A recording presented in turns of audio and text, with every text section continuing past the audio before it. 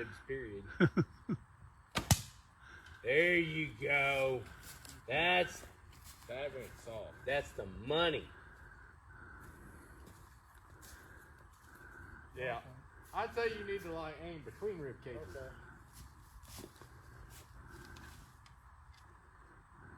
Third of the way up. Right there, That's what I told you. Okay.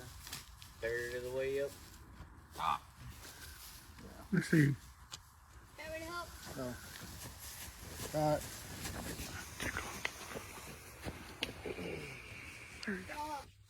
All right, guys, so we got back from our hog hunt, and we're going to do a little review on how things went. So, first off, I was not able to successfully kill the hog with my bow and my arrows. So that was pretty upsetting. Now, the hog was, successfully put down. I ended up having to do a follow-up shot with my rifle. So the goal was I was going to use my elm bow that we made. It's a 57-pound draw, and we were going to be using the arrows that I also made, and that was going to be the goal there. And so, yeah, it was pretty upsetting to see that I was not able to successfully kill the hog. So overall, in a review, this is the arrow that I first shot the hog with. So technically, the arrowhead would have been secured on there kind of like this. And I don't know if you can really see that, but really we got roughly like 4 or 5 inches of penetration. You can still see a little bit of the blood there, and the point broke in the hog.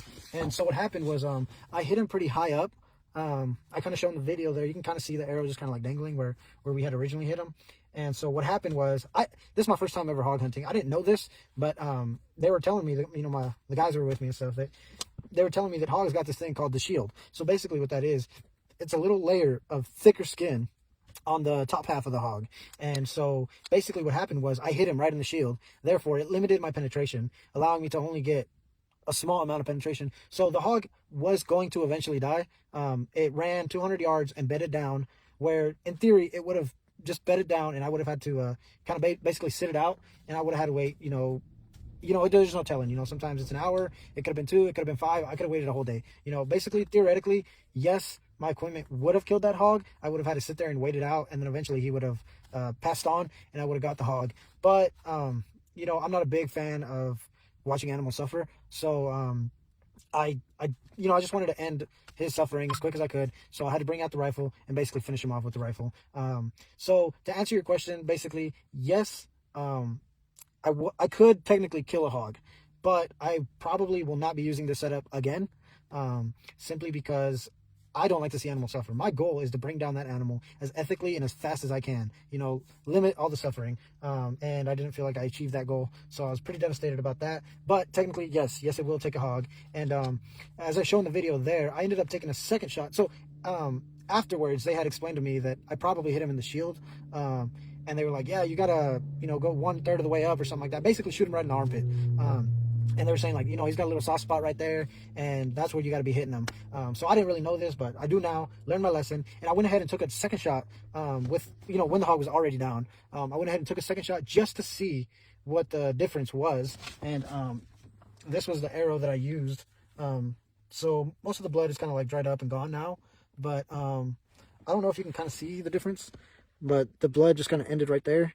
You can see it pretty good here still. You can see a little bit here on the point.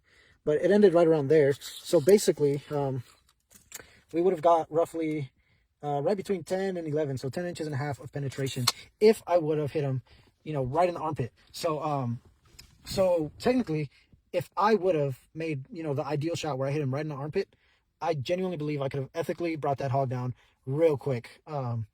So yeah, technically, with 57 pounds and my stone points, I strongly believe I can bring down a hog ethically if I hit him in the right spot, and that right in the armpit, that soft spot. But I'm probably going to make another bow, maybe push 65, 70 pounds, just because that's not a chance I want to take. I can't guarantee that I'm going to hit him perfectly in the armpit every time. So, yeah, this is my setup there. That's what the stone points look like there. Now, another thing that could have slowed me down is my stone points. I mean, these stone points are massive. My state requires pretty big points to legally hunt with them. So they are pretty big, but I think one thing that affected me might be the girth. They might be a little too chunky. Then again, I'm new to this. I don't just pop out a flint knap stone points left and right. So I'm sure I could have improved my stone points. I'm sure there's a lot of things I could have done better and differently to help improve all that. But I think what I'm gonna do is for the meantime, I'm gonna be switching to a modern setup. You know, I'm gonna use the modern broadhead, stuff like that. And then maybe later on in the season or sometime next year, I'll try again to bring back the stone point setup and see if I can successfully record a hunt like that. I'll keep you tuned on what I decide. But overall, I was pretty devastated with myself. I don't feel like I successfully pulled that off. Like I said, technically, yes, it will take a hog. Now, if I would have done a perfect shot, got him right in the armpit the first time around, that would have been a different story. But I didn't. So, yep, that was the update on that hunt, guys.